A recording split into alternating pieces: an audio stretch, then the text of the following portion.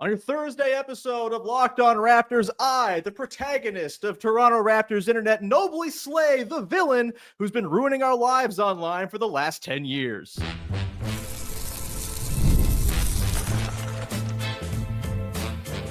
You are Locked On Raptors, your daily Toronto Raptors podcast, part of the Locked On Podcast Network, your team every day. Hey,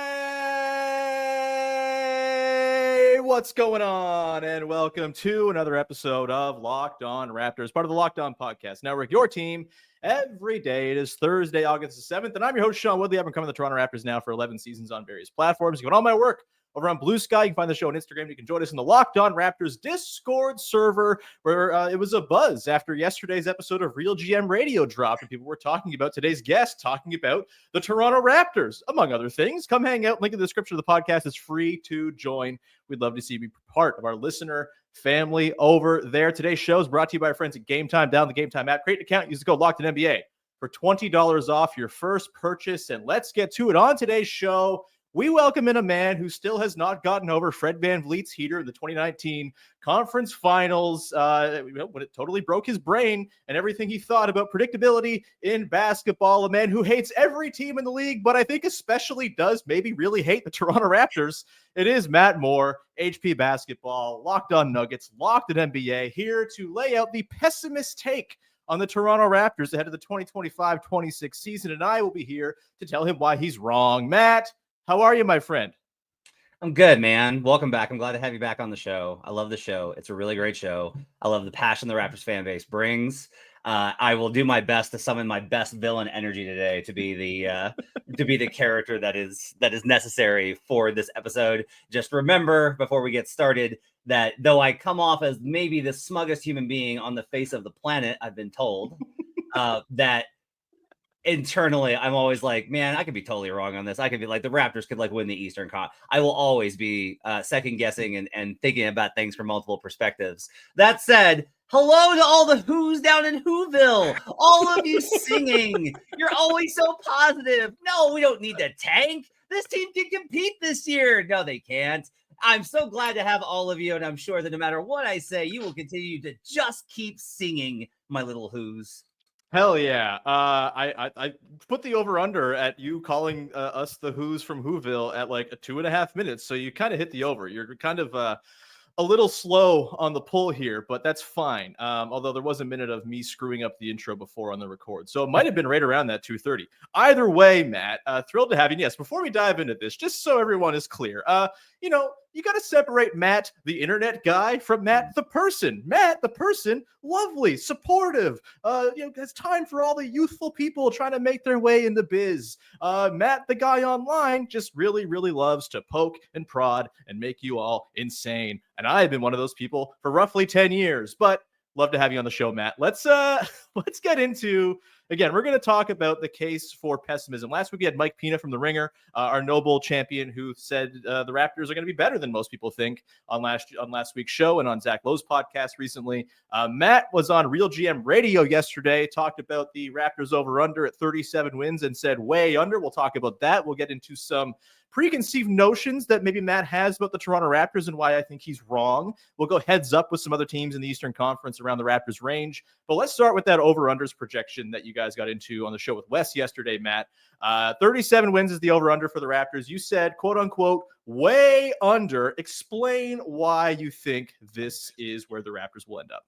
Yeah, I mean, let's start here. So these projections are based off of a formula. So one of the things, if you're doing the work that I do, you've got to kind of start with, like, you got to be able to build that actual number, because you can be like, well, I think they'll win between 35 and 40 wins. Like, that's a very inexact number. Like, the difference between 40 and 35 is actually pretty significant in the NBA.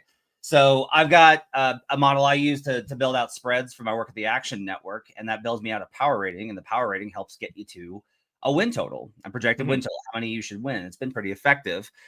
What happens with the Raptors basically is, because mine is very skewed by things like half court performance. Is how good are you in the half court? How good are you in transition? How often do you spend in those two various situations? And so their starting position is not very good. Then you kind of look at some of the roster stuff and how they're kind of projected to be adjusted by And then you have to, I do a manual adjustment based off of internal improvement. Like you have to make adjustments like, hey, Scotty Barnes is going to play more games this year. Like he's going to, he should play more games. All their key guys should play more games this year. You have to make those types of adjustments.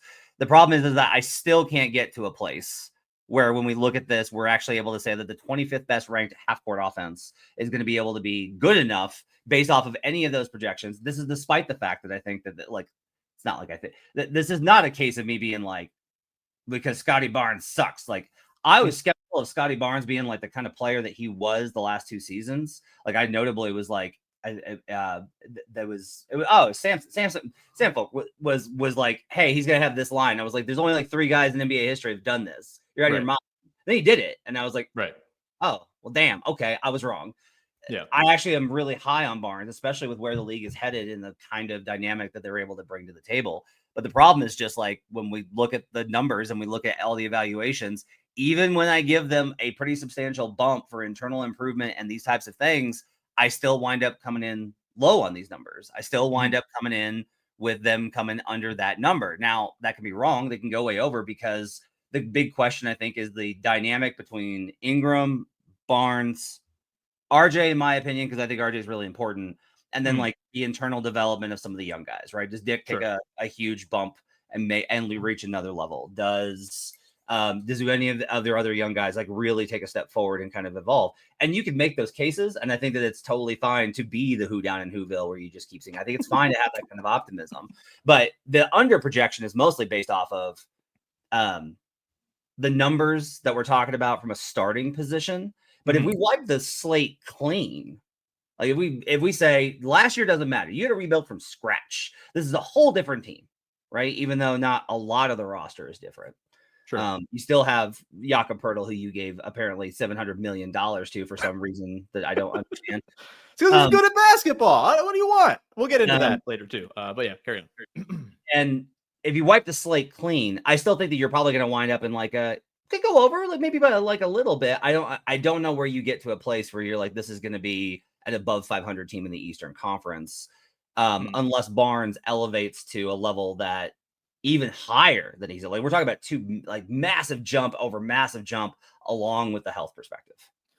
Fair enough. I think for me, I mean, they won 30 games last year with basically everything going wrong. They had the first half of the year basically nuked because Emmanuel quickly missed the first half of the year with like a series of strange freak injuries. My guess is he's going to play more than 33 games this year, and more than 20 of those will be in actually competitive games, and it won't just be like this sort of tank brigade to the end of the year like it was this past season when they were trying to engineer losses and failing in some cases, but they clearly were not trying. I think the other thing too is just like projecting this team feels particularly difficult because we haven't actually seen the team play with its best offensive player, which theoretically is Brandon Ingram, who I think kind of knocks everyone down a little bit on the totem pole in terms of responsibility, puts everyone kind of in a position where they're they're less spread thin with their responsibilities. And I just think if you get quickly averaged 73 games played in the first 4 or 5 years of his career before last year, if he gets to 65 games this coming season, which I don't think is unrealistic, I think last year is probably the anomaly with the strange freak injuries that happened. Plus, you conservatively get 50 from Brandon Ingram. Then you bake in the internal growth from Grady Dick or Jacoby Walter or, Colin Murray-Boyles, I think, has a chance to be like an impact defender from day one. Offensively, we'll see, but the defense with that dude is real.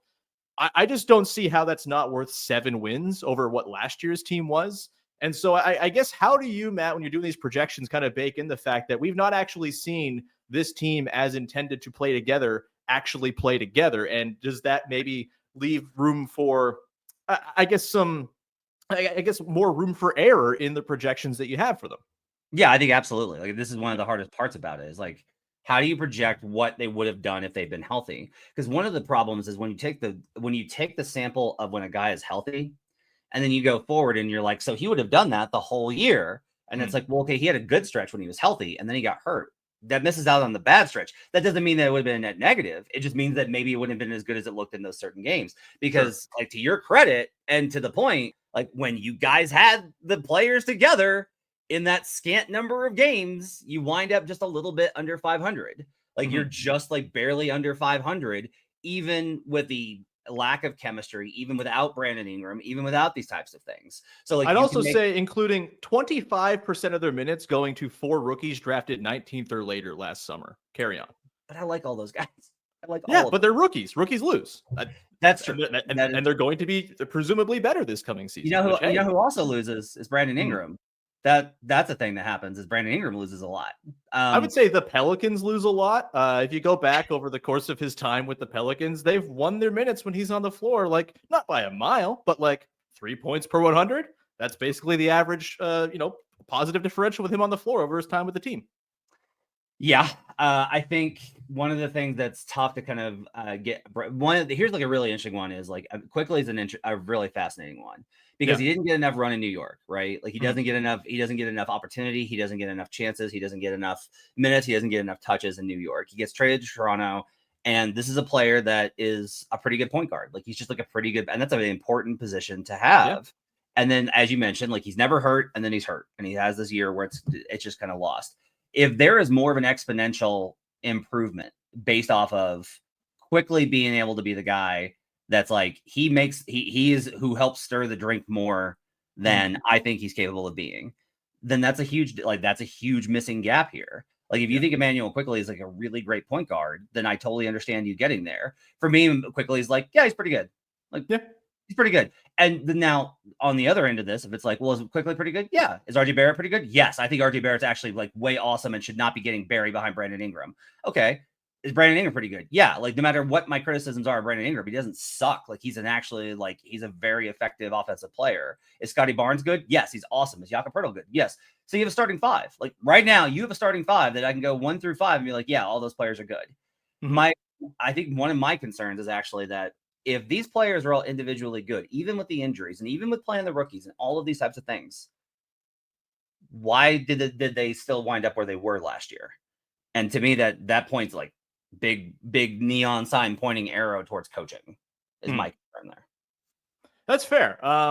We can get into Darko a little bit as we go forward. I think, the offense certainly not performing well. There are all these numbers out there of they're just doing cardio. They do a lot of ball movement and person movement, and they still can't produce anything. Getting Brandon Ingram probably helps kind of solidify things. Getting Emmanuel Quickly playing more than 33 games probably helps things there as well. I do want to get into sort of the perception of this team and kind of how they've been built and why I think the way they've gotten here kind of plays into why they seem to be a team that people fade going into this season. We will do that coming up here in just 1 second as we continue this clash of good versus evil on Locked On Raptors. Today's show is brought to you by friends over at Open Phone. If you're running a business, you know that every missed call is money left on the table. Think about the last time you had an urgent need, maybe for a plumber or a service provider. If the person didn't answer, did you wait? No, you just called the next person who would answer your call, and then that company that didn't answer you lost business. Don't be that company. That's why you need Open Phone. Open Phone is the #1 business phone system, but built to streamline and scale your customer communications, all from an app on your phone or computer. Open Phone lets you manage business calls and text from a single app, and the shared inbox feature is a game changer. Your whole team can jump into any conversation instantly without missing a beat, so you can do things like take vacation and unplug for a little while. Ain't that great? They also have an AI agent who handles after-hours calls, answers common questions, and captures leads, so you never miss a customer. Open Phone is offering my listeners 20% off your first 6 months at openphone.com/LockedInNBA. That's OPENPHONE.com/LockedInNBA. And if you have existing numbers with another service, Open Phone will port them over at no extra charge. Open Phone, no missed calls, no missed customers. Go check them out. Back out here with Matt Moore, Locked On Nuggets, Locked On NBA, HP Basketball, the whole damn internet, Action Network. Let's continue here, Matt, with, again, the sort of perception of this team and my sort of theory on why they are viewed to be, it's kind of this, screwed team that's going to suck this year. I think it is that, the sort of front office brain virus has consumed basketball internet. It's basically the only way 80% of people who care about the sport can consume the sport or think about the sport. What's actually happening on the floor matters not. It's how clean are the books? Are the books a nerd's utopia? And if they are, the team is good. If they're not, the team must be bad. And I'll grant you, the Raptors have been built in an absolutely whack fashion. They took a very strange, circuitous route to having the roster they have now. And yes, they have a lot of pretty good players who make basically market value. If you make market value in today's league, those who look at these things think you're losers who have bad team management skills, which, hey, whatever. Everyone has their own way of engaging with the sport. It's not my way to do it, but I get why that is so important. Right? It's just the way that the league is structured now. You got to care a little bit about how the salary cap math all comes into play. But I do think that because they haven't taken the sort of classic tear it down, get picks, draft guys, build from within type of roster build here, I do think that those who look around at how they've been built and say, like, that's not how I would do it, PU stinky, stinky, they conflate that with the team being PU stinky, stinky. And I don't think that's going to be the case this year because you don't have a salary sheet full of dudes who are pretty good on market value deals without having a lot of pretty good players. And I just think having a lot of pretty good players, as you alluded to with the starting five, and I think some of the dudes coming off the bench have a real shot of popping this year too. Like, if you have a lot of good players, especially in the bell curve that is this Eastern Conference, you're just going to win a lot of games. Is there any water to that theory to you at all? Does it hold any in your mind, Matt? It does. So I think what's annoying here is we're on opposite sides. Right, I am about everything all the time. Yeah, I know. It's here's the thing. That part of the internet drives me absolutely nuts. It's so irritating to be like, this player is bad because he's paid slightly or 1.5 or even twice as much as maybe he should be on like a neutral. I said this early in the offseason. Like, there's no such thing as a market. Like, that doesn't exist in the NBA. It's not how that works, right? And every team gets to allocate its resources as it sees fit based off of the knowledge that it has of these individual players, which is based on a lot of information, which people don't know. It's about things like, how do they interact in the locker room? What do they like in meetings? What do they like? What do they like in discussions? How do they lead in film room? Are they out there? Are they actually talking? Are they out there on the court? Are they, how much do they communicate? How positive are they? Like, all of these things. And it's like, well, yeah, but the actual basketball part matters. It does, but these are all good players. Like, it's one thing if you're overpaying a guy to just be a cheerleader, but it's another thing if these are actually guys that can produce. So I absolutely agree with you that the money side of this and the picks acquisition and all of those types of things. Like, I'm a huge Sam Presti fan, but not because of the way that he, like, everyone thinks it's just the Sam, that what makes Presti exceptional is that, he just gets a bunch of picks. No, like, no, he happened into a windfall from a desperate Clippers team. Congrats. And what makes Presti exceptional is the care that he takes in every single level of the organization. Now, on the other side of this is, so some of this is colored not in terms of, if there's a bias that I have, I am most influenced by the whispers in the winds. Sure. Which is that there's just like a lot of conversation about how messy last year was, everything with Masai, and then the pressure that the organization is feeling from ownership. That the new ownership is basically like, you need to get back in the playoffs. This is ridiculous. Why are we not in the playoffs? Get back to winning. And a really great way to do that is to fire Masai Ujiri. That doesn't make come on.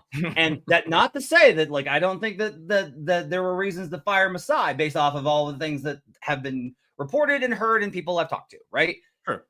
But at the same time, what they've aimed for here is a very Eastern Conference. So there's two sides of this coin.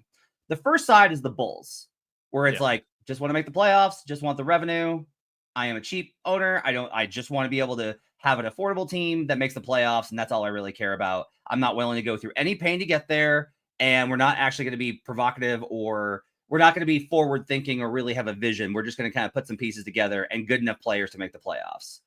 The counter side of that is the Indiana Pacers, who for 4 decades have been like, yeah, we're never going to be the team that comes into the season and everybody's like, they are the favorite ever. Sure.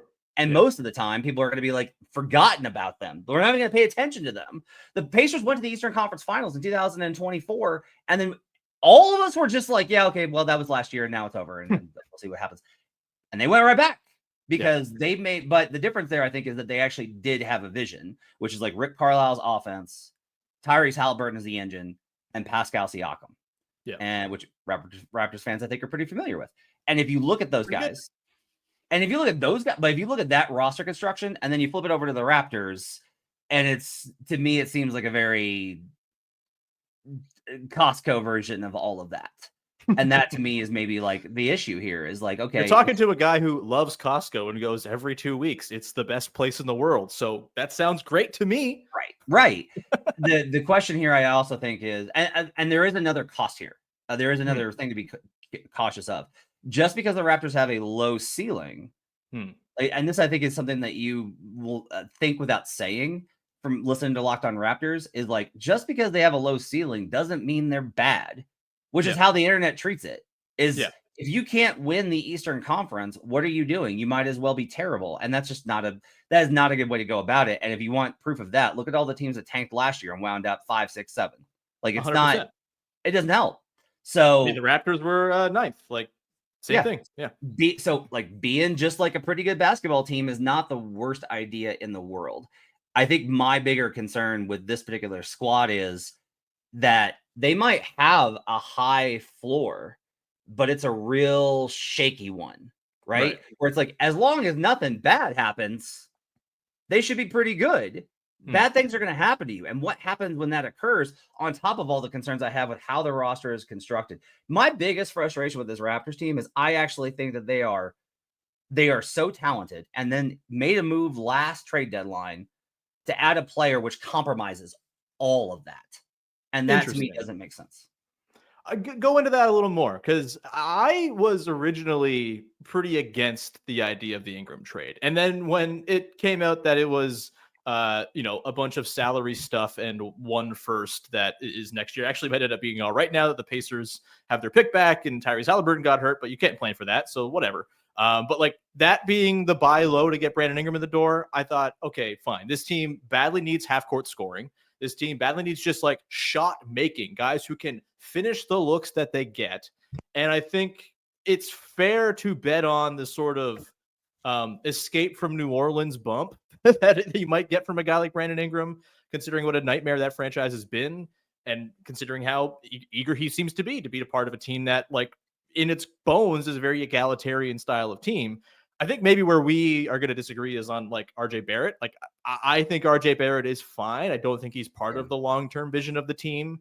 And I think Brandon Ingram is just like a better version of what RJ Barrett kind of theoretically is in some people's minds. I think RJ Barrett's way better as like an off-ball finisher type, slasher type, guy who maybe runs some second unit pick and roll and whatnot. But yeah, dive a little more into sort of why you don't think Ingram can elevate what's going on here. Because I get it. Like, the worst version of Ingram certainly is not someone who's going to elevate those around him. I think we've seen in the best years of Ingram, when he's been, the best player or second best player on some very good teams, that actually there is a sort of elevating sort of part of his game that this team desperately needed. So I think if we kind of start here, Ingram is tough to evaluate, because the way that I would from the way I talk about him, it's like, oh, so you think he's like a chucker? And I would be like, yeah, I think he's a high usage, score first, ISO centric player. And then the counter to that is he was 93rd percentile in assist rate. And on top of the numbers, the biggest jump that Ingram made over the last 2 seasons is how good of a passer he's become. Like, he's a really great passer. He's got great touch. He learned how, like, he was throwing great lobs to Zion when they were healthy.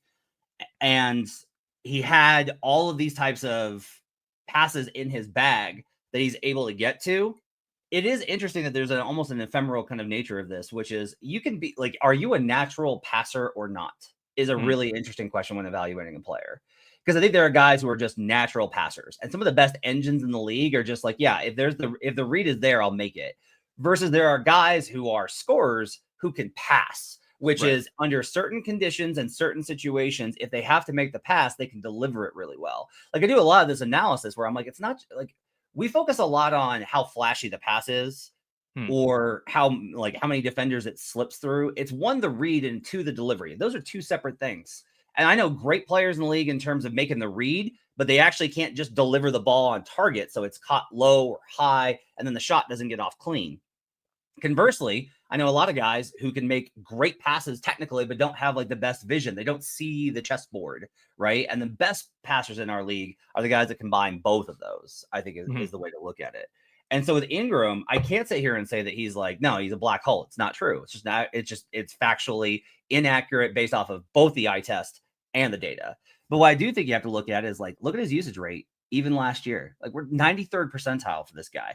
If you told me coming into the season that it's like Ingram wants to be a complementary part to Scotty Barnes, and Barnes is going to be the primary engine, and they are going to run in more of an egalitarian offense, and everybody's going to eat, I would move in that direction. Like I would move in the direction of the over. If it comes out in preseason and I'm like, oh, they're running Ingram off of pin downs, and then when they scramble to help, he's delivering the baseline pass for easy dunks. Okay, all right, now I'm intrigued.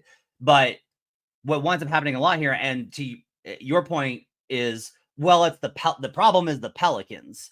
And my counter to that is the Pelicans have actually like a lot of talent. They're always injured, but they have a lot of talent at some, like they're always injured at different times, and they never really rose above. And who was the player that had the ball the most?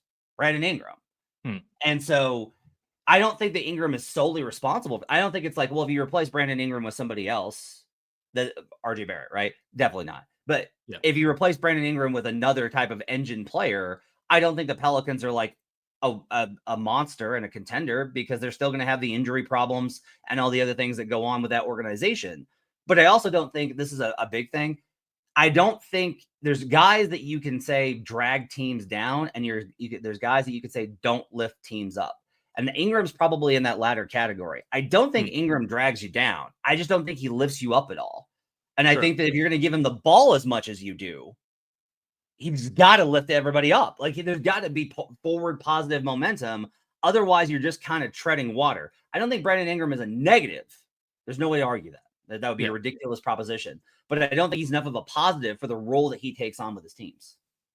I think that's fair. I think it's going to take some give and take. This has been my thing all the way through. Is like there's going to have to be adaptation from both him and Scotty Barnes to make it work with those two guys as the two guys who drive the offense for this team. I happen to think some adaptation for Scotty Barnes is like really necessary. I think, the stuff they had him doing last year where he was creating from the top and he was like running pick and roll and leaning way too heavily into pull up threes. Like that's not what he's good at. I think Brandon Ingram coming in, taking on some of that burden while also being unleashed a little bit as an off-ball guy within the movement system the Raptors run is going to be a nice way to find balance for the both of them. I'm, again, the who in Whoville, I'm constantly optimistic. That's my whole deal. But I do think, the case for it working is that Ingram is like thrilled to be in a new spot. It's not like he's guaranteed a next contract that's big after this one. Like, yeah, he got paid, but it's only 2 years. And then there's an option. And then there's like a lot of uncertainty. Like, I think there is going to be incentive for him to buy in. And I think, again, not playing for the Pelicans, who, by the way, I'll pull up the stat that Mike Pina dropped last week. The three guys he played the most minutes with last year, Javonte Green, Yves Missi, and Brandon Boston. Rough stuff. I think it's just going to be a better environment for all this year. We're going to come back on the other side here, close things out, Matt. Want to go heads up Raptors against some other teams in the Eastern Conference, and we'll fiddle through a few more things and reasons why Matt thinks the Raptors are going to win 18 games next season. We'll do that coming up in just 1 sec. Today's show is brought to you by friends over at Game Time. If you're to decide last minute you want to head to a ball game with friends or family, I do it all the time. I live right on the train line. I can go in to watch the Blue Jays any damn time I want. Maybe not so much now because I have a 7-week at home, but a 7-week-old at home. But eventually I'm going to be taking him to games, and I can't wait. And I'm going to buy those tickets with Game Time. It's the easiest way to grab last-minute tickets without the stress. With money you save on tickets, you can splurge on food, drinks, merch, even invite a bigger group to come with you. Game Time makes it possible. I have used Game Time for years. I legitimately swear by it. I've used it for baseball, not just in Toronto, but I've bought tickets for games in Pittsburgh and Cleveland and Detroit and all over the place. I bought WNBA tickets at the gates of a Seattle Storm game a couple years ago, standing outside. There was a game about to start. We were at the Space Needle, and we were like, hey, why don't we go to the Storm game? Bought tickets for like $6 2 minutes before tip-off. It was awesome. Go take the guesswork out of buying tickets with Game Time. Down the Game Time app, create an account, use the code LOCKEDONNBA for $20 off your first purchase. Terms apply. Again, create an account, redeem the code LOCKEDO and NBA for $20 off. Download the Game Time app today. Last minute tickets, lowest price guaranteed. Back out here with Matt Moore. All right, Matt, let's run through some teams in the Eastern Conference and whether or not you think the Raptors will be better or worse than these teams, and I'll tell you why you're wrong or right. Mostly wrong, probably, based on our conversation here today. Raptors or Bulls? Who you got, Matt? I have the Raptors over them. I think this Bulls team is going to be absolutely terrible. I think this Bulls team is okay. Thank you, because horrible. I feel like the March pilling of like the entire internet about the Bulls is like a collective brain virus that is just like seeped in, and I don't understand it. They're going to be awful. Yeah. They're going to be terrible. Now, do I think it's possible for them to be within range of the Raptors? Yeah, I think it's like possible that they're like competing at some point in terms of the standings, still outside of the. I still think they'd be outside of the play-in, but if two teams slip in the Eastern Conference, if injuries befall teams as often happens, and the Raptors stay healthy, then I can see the Bulls and the Raptors like both competing for 10-9 in the Eastern Conference play, and that wouldn't surprise me. But like, I will take Scotty Barnes as the best player on a team over Josh Giddey 7 days a week, 365 all the time. Like the Raptors have, I think, 3 players that I would take before I even looked at a Bull. So I would have to, at least. So yeah, the Raptors are better than the Bulls. Yeah, the Bulls stink. The Miami Heat, the team that is oops all one-way players. Who you got, Raptors or Bulls? Or Raptors or Heat, sorry. Heat. The Heat are going to be, I think, really good this season. Bam Adebayo had a down year. He'll have probably a bounce back season. Now a lot of the Raptors will, but none of the Raptors. You can't say that any player on the Raptors is as good as Bam Adebayo, who at one point I thought was the best defender in the league. There's probably upside there for Barnes to maybe get there, and a couple of the other guys to be able to be really elite defenders. Davion Mitchell, I'm a believer in. Norman Powell is. I do not like that they're going to give him the extension that they're going to, but Norman Powell is like a really good scorer. Tyler Hero impressed me so much last season for a guy that I've always been hyper skeptical of. For him to have taken on the situation that he did with all the nonsense they had to put up with Jimmy Butler and all that crap, and for him to have walked out of all the years that he was in trade discussions and considered to be the weak point, and for him to walk in and have the season that he did, I was really impressed with it. Heat are going to be better. They'll get a little bit of internal development from guys I'm not crazy about. I think they'll be better than the Raptors next season. Yeah, I don't love the Heat's young guys. And look, I watched Davion Mitchell start for my basketball team for roughly 50 games, and Huck absolute laser passes into people's feet or into the third row because for like totally unforced, just like a tennis player getting the yips. It was insane. I don't believe in the Davion Mitchell renaissance one bit. And I think it's going to get kind of exposed on a team that just like is going to need more juice offensively. Yes, Norm Powell, very good. I also think Norm Powell, I love Norman Powell, and I know some listeners of this podcast are going to get mad when I say this. I think maybe one of the more overrated players in the league at this point, a very good scorer, an awful, awful defensive player. And I kind of wonder if it's maybe, look, the Heat devil magic might work here, like totally possible. I get it. I don't believe Tyler Hero was the player we saw last year. He was excellent. I think that might just go down as the best season of Tyler Hero's career. And then after those guys, I just think it gets pretty grim. I'm not like, does Andrew Wiggins still want to play basketball? I don't know. That's a strange one. And if I have to hear one more person tell me that Haywood Highsmith is good, actually, I'm going to scream. So let's go to this. I'm fascinated by this one. Raptors or zombie Celtics?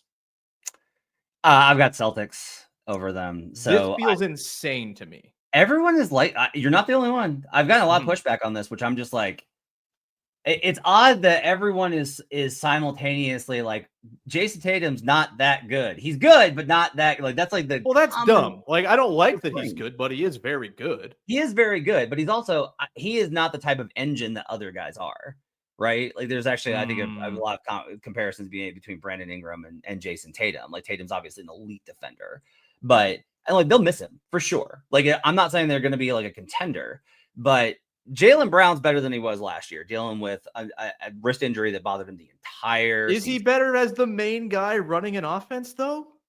With Joe Mazzulla, given the weapons that they have, it's like, all right. Who are the weapons? It's Derek White and literally Chris Boucher, who the Raptors did not re-sign, who's probably going to start for them now. Anthony Simons, Peyton Pritchard, these type of guys. A lot of this is honestly, like, a lot of this is about coaching. And part of this, Sean, too, is I do look a lot more. Most of my analysis is based more on team levels than it is on individual player analysis, because I think players go up and down, and progression is not linear. And I don't like to be very precise on thinking of what I can expect from a player year to year. You should have some expectation that's got to factor into your analysis. but I'm not going to be like hyper specific with it because of the moving kind of targets. Sure. For me, it's like, look, the defense, John Corrales has said this, like the defense is going to be terrible. However, they're going to annoy you, and they're going to probably still focus on you don't take threes, we take a lot of threes. And even if they rebalance, which I think that they should this year, towards not taking quite as many threes because they don't have as many shooters, I still think that they're still going to be able to win the math game more nights than not. They have such a high floor. Their competitiveness level and execution level on every night is so high with this core that I can't see Anthony Simons being able to completely undercut that. I can't see any of these guys being able to completely undercut that. Completely reasonable for you to point out that, like, who's their center?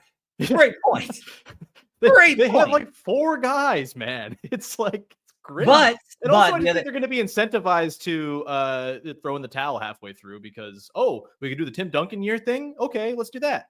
Yeah, I don't think so. I think that they're still gonna rattle along to 42, 43 wins and be in the Eastern Conference playoffs. Yeah, I think that is wildly optimistic. There's going to be a lot of Baylor Shireman and Luka Garza on this team. But here's I don't know, man. 3 years ago, we would have been like, "There's gonna be a lot of Peyton Pritchard and Luke Cornett on this team," and then it worked. And then it worked. That's fair, but I mean, I think we're gonna. It pains me to say because he's the most boring, like store brand good basketball player we've ever seen. Jason Tatum. He's very good though, and I think we're gonna learn a lot this year. That he is just more of an engine than maybe we give him credit for. And yeah, I don't know, man. It's. I've seen Chris Boucher play heavy minutes. It doesn't end well. Not great. He's a guy who should play 15 minutes and give you some fun joy off the bench and then not play. I keep asking Corrales, did Xavier Tillman die? And they just not tell us. I don't understand why X isn't just starting for them. It's weird. Yeah, it's I mean, again, Xavier Tillman, he should be starting. That's a problem, like alone as a statement about a basketball team going into a season that you're projecting for 40 plus wins. I don't see it at all. And I think it's going to be a struggle for Jaylen Brown to kind of have like to go back to your point of combination of awful defense and takes a lot of threes because we have to. You know what team did that last year was the Charlotte Hornets. Doesn't always work out so hot just because you take a lot of threes. By the way, the Charlotte Hornets, I'll throw them out as one last team. Them or the Raptors. Who you got? Oh, Hornets are gonna be last in I think in the Eastern Conference. I think the Nets are gonna make more wins than them. So like they are not not in the Raptors weight class. Beautiful. So, we love it. Yeah, I guess very quickly then, Raptors or Halliburton-less Pacers. That's starting 5. You want to talk about the talent side of this? Andrew Nembhard, Benedict Mathurin, Aaron Nesmith, Pascal Siakam at center. And that's still like really good. But like one of the problems, like, and this is why I like doing these shows, right? Because I come in here and I can have the attitude that I do. And it's fun. And I still think you guys are way too optimistic all the time. But I also love that about you. And like the process of doing this, you know what's going to stick in my head from this entire conversation is I'm going to be like, they have 5 NBA guys I know and they're starting 5. Like they have 5 good NBA guys, even if they're not like good starters. They have 5 NBA guys that you could argue are good starters in their starting 5 and the guys that are going to play the most minutes. That's going to stick with me going forward. And it's going to really bug me like the Grinch having to hear the who's for the next couple of weeks. You heard it here first. Matt Moore thinks the Raptors are winning 48 games this year. Matt, thank you for joining the show. It's a pleasure as always. Love having you on. Anything you want to plug for the good people? You have lots of stuff to plug, I think, usually. Yeah, I got 2 Substacks. I'm doing off-season reviews on every single team. Raptors are coming up soon. Be able to do that. Just check it out, the Hardwood Paroxysm Substack. You can check me out on Locked On NBA Daily as well. And I want to say thank you to all of you for listening to this show because I genuinely listen to Sean all the time throughout the year because his analysis is both great and annoying. And it's the exact type of content that I want when I'm trying to stay awake when I'm driving to Denver for games. Hell yeah. I am going to get like a banner made with that. Great and annoying. Put it in the background here. Matt, thanks so much, man. Really appreciate it. We will talk to you hopefully sometime during the season. Those of you out there, please follow, subscribe, rate, review, tell a friend, all that good stuff. Locked on NBA, Locked on Nuggets, etc., etc. We'll be back again on Tuesday as we take another long weekend because it's the summertime, baby. In the meantime, join the Discord. Link in the description of the podcast. Come talk about how Matt was very wrong about stuff today. And we'd love to see you there. Have a good one. Thanks for hanging. Have a good weekend. Bye.